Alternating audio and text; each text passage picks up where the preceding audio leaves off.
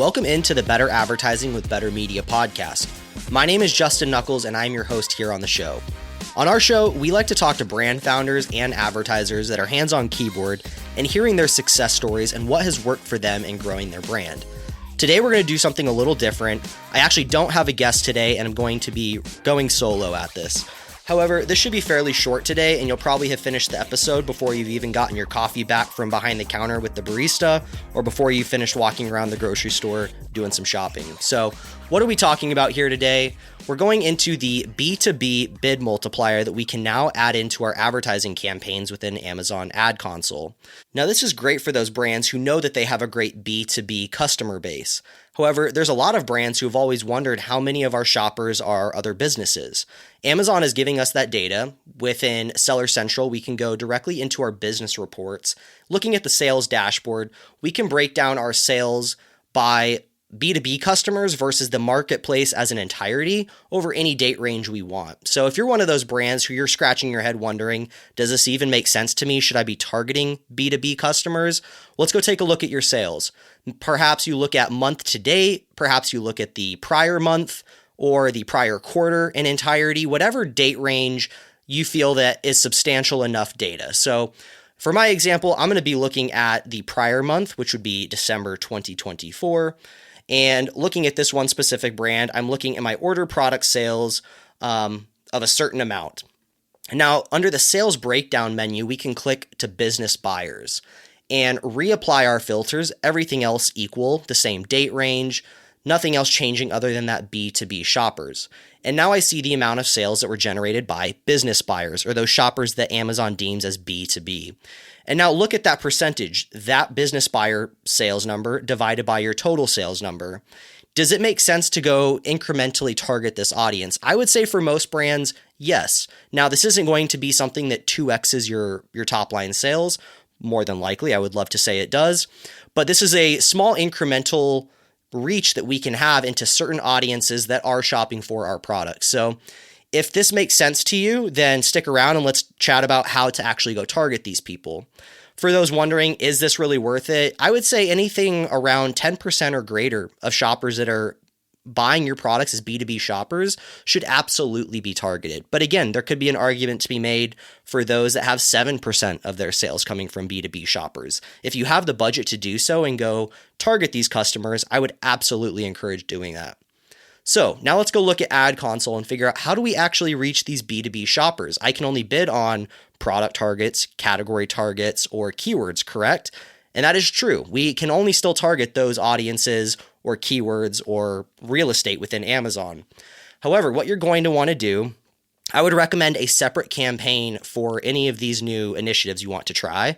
But you can either copy out a campaign that you're seeing work really well for you. Perhaps you sort your campaigns by sales, greatest to least, and copy out your first 5 campaigns that are driving outstanding performance.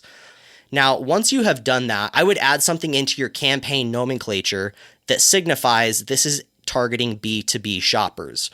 Now, what you're going to want to do is also exclude this from your bid optimization tool. Now, this could be done through blacklisting. This could be done by turning off your bid software on the specific campaign, but you don't want your bids to be optimized for your target ROAS for this campaign. The reason being is within this newly created campaign, we're going to drop our bids very, very, very low. I mean, to the point where we should not be receiving many impressions without our bid multiplier. And the reason is we cannot exclude or get as granular as our B2B audience only being targeted in one campaign. So what we need to do is limit the reach that these duplicate targets, this duplicate campaign is getting to non-B2B shoppers by just really suppressing that bid as low as we possibly can go.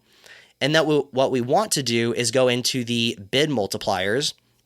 This is done in campaign settings if you've already launched your campaign.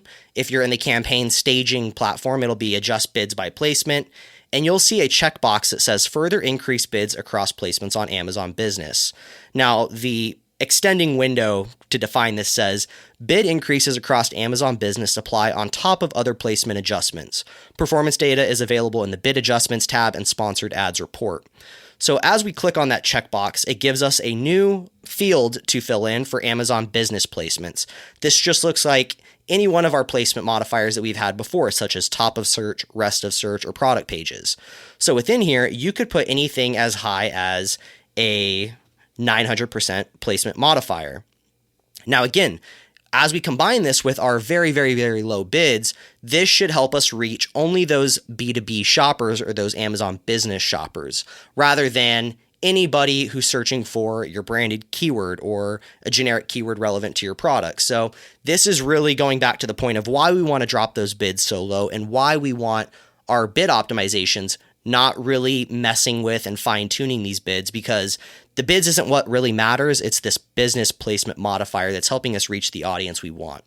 Now, again, as we're taking it off of bid ops, I would still highly recommend keep a close eye on this campaign, especially in its first few days of launch. See how the spend looks. Look how the ROAS is doing right out of the gate. But this could be a great way for certain brands, perhaps in the scientific and industrial aisle, or perhaps you have items that teachers frequently buy, as teachers often fill their classrooms with a lot of supplies for kids. And so any of these types of products that, are pretty common with B2B shoppers, I'd highly recommend. But I'm going to come back to where I started by saying, check out your sales dashboard. Look at how many of your buyers are business buyers versus non-business buyers, and make that decision for yourself. Do you have some extra budget that you'd like to, launch some new campaigns and specifically target that audience? I'd highly recommend it. Now, we're still testing this out here at BTR Media. We'll be happy to come back on in a few weeks with some of our learnings, our findings, and share more about this. But before I finish up here, I wanted to talk about where we actually go review the performance of these B2B audiences. Now, obviously, we're going to see the performance at the campaign level directly in Ad Console, as we're all used to doing. But if you want to see specifically how that business-to-business audience has done, you're going to want to go to Bid Adjustments tab in a created campaign. And under the All Placements tab, you're going to see where we review our typical placement modifiers and their performance, such as top of search, rest of search, product pages, you name it. However, there is a new placement right at the top next to All Placements that says Amazon Business Placements. Here, we can click on that and see the specific performance for our B2B audience. And you can optimize based on that. So if there's any questions around this, please reach out to us on LinkedIn. Again, my name is Justin Knuckles. You can find us at Better Media on LinkedIn. We'd be happy to chat about this and brainstorm some more. But like I said, we'll be following up here once we have a bit more data, and many more of us have tested this new rollout. So if there's any questions, hit us up. And again, thank you so much for sticking around to listen. Please share this podcast with anyone else who is looking for that incremental reach in their advertising, or is looking to possibly target B2B audiences. And be sure to subscribe so you don't miss any of our future episodes. We want to be bringing a lot more hands-on keyboard advice and growth strategies, such as this podcast episode, to you guys here at the start of 2025. So stick around. We'll be bringing a lot more of this type of content to you guys. Thanks so much and have a great week. Cheers.